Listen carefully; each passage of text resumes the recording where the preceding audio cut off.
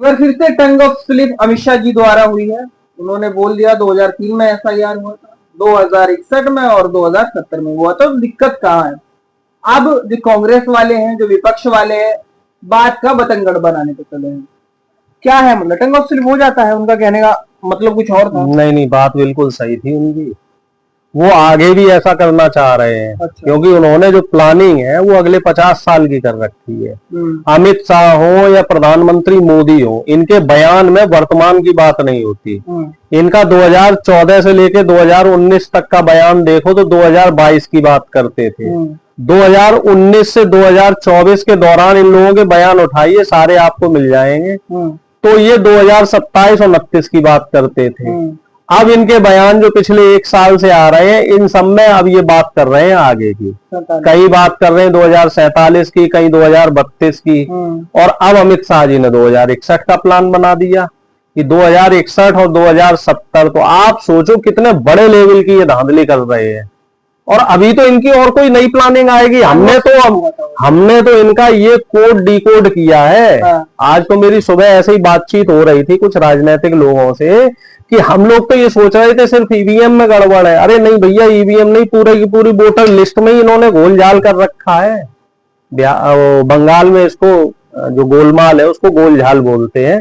तो यहाँ अब जब तक हम लोग इसे डिकोड करेंगे तब तक इन लोगों की और कोई नई प्लानिंग आ जाएगी। क्योंकि ये लोग शैतान हैं, शैतानी प्रवृत्ति के लोग हैं। इनके दिमाग में कुछ ना कुछ खुराफात चलती है। आरएसएस वाले, काली टोपी और खाकी चड्डी वाले, इनका जब काली टोपी सर पे लगा रखी है तो काली करतूतें ही होंगी। प्रधानमंत्री के किस काई बात के सेवक हैं? कौन सी सेवा कर दी है? आप मुझे 5 सेवाएं बता दो। चलो आप बता दो तो मैं आपकी सारी बातें मान जाऊंगा। 5 सेवाएं बता दो जो इन्होंने देश के लिए करी हो। क्या कहते हैं, स्कूल अच्छे बना रखे हैं। कौन से स्कूल? सरकारी स्कूल बंद हुए पड़े हैं। हाँ। सरकारी स्कूल का मतलब होता है सरकारी स्कूल। अच्छा। हम प्राइवेट स्कूल की बात नहीं करते। सरकारी स्कूल बंद हुए पड़े हैं, ठीक है, और आए दिन वो वेंटिलेटर पे हैं तमाम स्कूल। अब बात कर लो अस्पतालों की, तो इन्होंने कौन से प्यारे 11 साल की बात कर लो, पुरानी तो 90 साल पुरानी तो बात छोड़ दो। 11 साल में मुझे कोई 11 अस्पताल बता दिए जाए जो प्रधानमंत्री के कर कमलों से बने हो। अभी भी आपके गांव में अगर कोई व्यक्ति बीमार होगा तो वो कहां जाता है इलाज कराने? आप बताइए। प्राइवेट नहीं, अगर वो सरकारी में जाता है तो कहां जाता है? सैफई जाता है। या तो सैफई जाता है। तो सैफई वाला जो अस्पताल है वो किसने बनवाया? मुलायम नेताजी ने बनवाया। और अगर उससे बड़ी बीमारी हो गई तो कहां जाएगा? एम्स जाएगा। एम्स दिल्ली। आदमी या तो जिला अस्पताल में जाता है, जिला अस्पताल बनाए गए हैं कांग्रेस या क्षेत्रीय पार्टियों द्वारा, और उसके बाद ये सीधे एम्स दिल्ली जाते हैं। भैया एम्स पटना क्यों नहीं जाते? या प्रधानमंत्री के एम्स गोरखपुर क्यों नहीं जाते? जो तमाम काल्पनिक एम्स बनाए हुए हैं प्रधानमंत्री और गृह मंत्री के कर कमलों से बने हैं, वहां क्यों नहीं जाते? क्योंकि उनकी बुनियादें नहीं रखी गई हैं, उनमें अभी इक्विपमेंट्स नहीं है, उनमें अभी डॉक्टर नहीं है, उनमें नर्सें नहीं है, उनमें स्टाफ नहीं रखा गया है। सब काल्पनिक ढोल कपोल कल्पनाएं चल रही हैं। अब आ जाओ आप इंफ्रास्ट्रक्चर पे। इंफ्रास्ट्रक्चर जो भी है सब निजी हाथों में दिया गया है। हमें 10 सरकारी ऐसे डेवलपमेंट बता दिए जाएं जिससे जनता का भला हुआ हो। एक कोई बढ़िया बांध बता दो जो प्रधानमंत्री के कार्यकाल में बना हो। इतना पानी बरसात के समय आ जाता है, सारा पानी बह के निकल जाता है बाढ़ के रूप में। भैया उस पानी को स्टोर करने के लिए बांध बनाओ। बांध का इस्तेमाल होता है, बांध से पानी स्टोर होता है ना, उससे बिजली बना सकते हो आप। बिजली इतनी महंगी हो रखी है, बिजली बनेगी, बिजली सस्ती होगी, थोड़ा लोड कम पड़ेगा गरीब जनता पे। चाइना से और जो गरीब मैं आ रहा हूं, उसी पे आ रहा हूं। और उससे क्या होगा कि जो गरीब किसान है उसको जब गर्मी का सीजन आता है तब पानी छोड़ दो तो फिर नदियों के जरिए वो पानी पहुंचेगा, उनकी सिंचाई के काम आएगा। अब आ जाओ चाइना पे।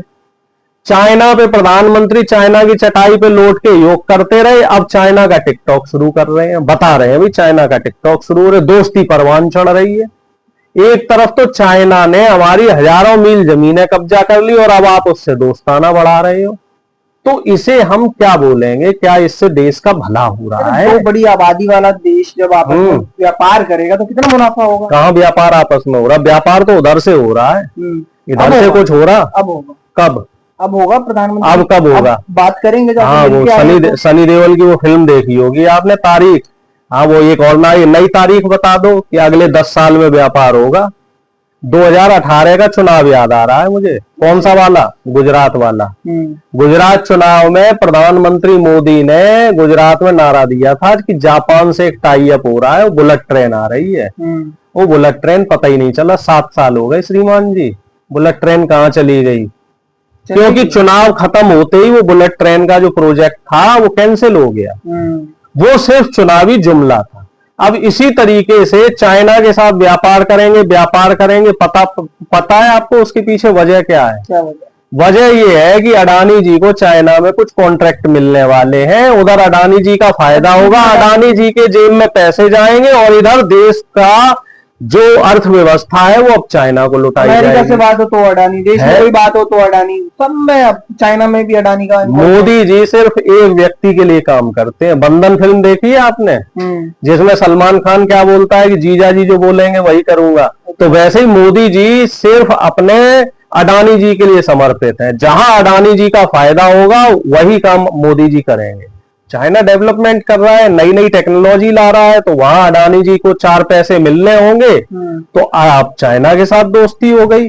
अमेरिका के साथ कुछ अनुबंध किए थे तो अमेरिका से दोस्ती हो गई। ऑस्ट्रेलिया से दोस्ती कर ली, क्योंकि ऑस्ट्रेलिया में अडानी जी अपना कोयला बेच रहे थे 10 गुना रेट में। और वो कोयले के लिए ऋण कहां से मिला? वो हमारी SBI के जरिए ऋण मिला और नॉन कोलेटरल लोन मिला। नॉन कोलेटरल लोन जानते हो?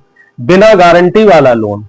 हमारे देश में कोई आम आदमी बिना गारंटी वाला 1 लाख रुपए का लोन लेके देख ले, बिना गारंटी के बैंक लोन दे ही नहीं सकती। जबकि वो देश का नागरिक है, वो तो बेचारा 1 लाख का जो लोन लेगा वो तो फ्लाइट से भी नहीं भाग सकता, देश में ही तो रहेगा। जब चाहे देश की पुलिस उसे पकड़ सकती है। उसके लिए 50 तरह की गारंटर लग जाएंगे और बड़ा उसमें रेट ऑफ इंटरेस्ट होगा 12%, 10% का। लेकिन अडानी जी को मजे की बात है, बिना ऋण का कोई उस पर इंटरेस्ट नहीं रहता, बल्कि उसमें सब्सिडी भी मिलती है और बिना गारंटी का अडानी जी को लोन मिल जाता है। और जब वो लोन टाइम से नहीं चुका पाते तो वो लोन उनका राइट ऑफ हो जाता है। राइट ऑफ जानते हैं? बट्टे खाते में चला गया जी, बैंक ने उसको क्रॉस कर दिया, बोले कोई बात नहीं, आप हमारे सरकारी दामाद हो, ये हमारी तरफ से नेक वेट रख लो। तो ऐसी अनुकंपा अडानी जी पे हो रही है और अडानी जी जैसे तमाम उद्योगपतियों पे हो रही है।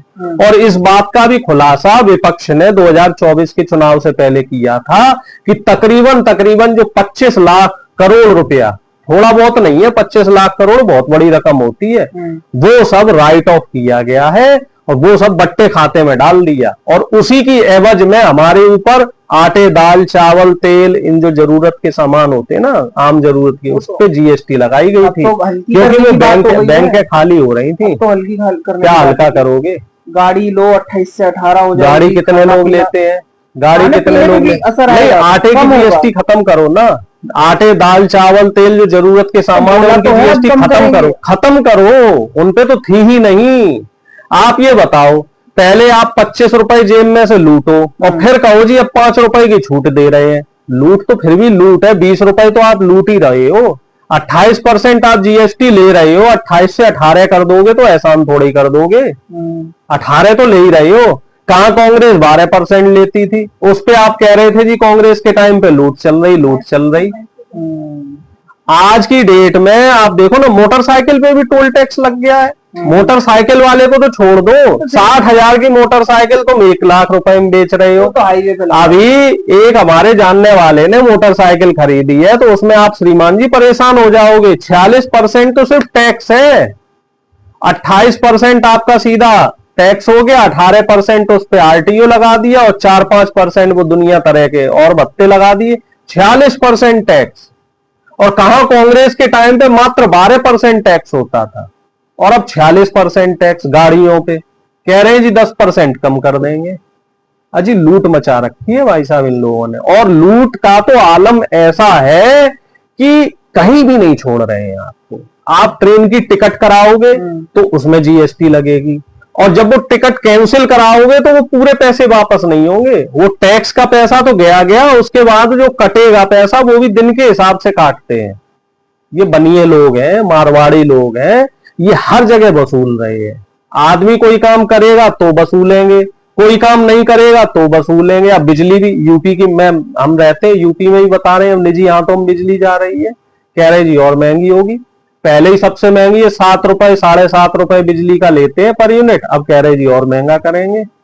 अब बताओ गरीब आदमी कहां जाए बेचारा, नौकरी किसी को है नहीं, धंधा व्यापार सब चौपट हो रखा है और टैक्स पे टैक्स बढ़ता जा रहा है।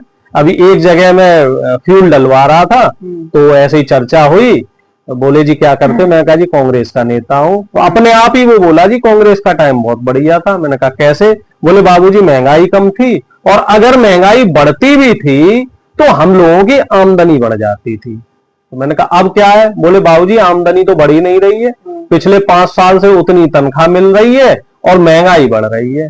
तो भाई खर्चा कैसे चलता है, बोले खर्चा क्या बाबूजी बस चल ही रहा है, दाल रोटी चल रही, बच्चे तो पढ़ ही नहीं पा रहे। तो इन लोगों की जो प्लानिंग है वो ये है कि मिडिल क्लास को खत्म किया जाए, क्योंकि मिडिल क्लास सरकार से सवाल करता है।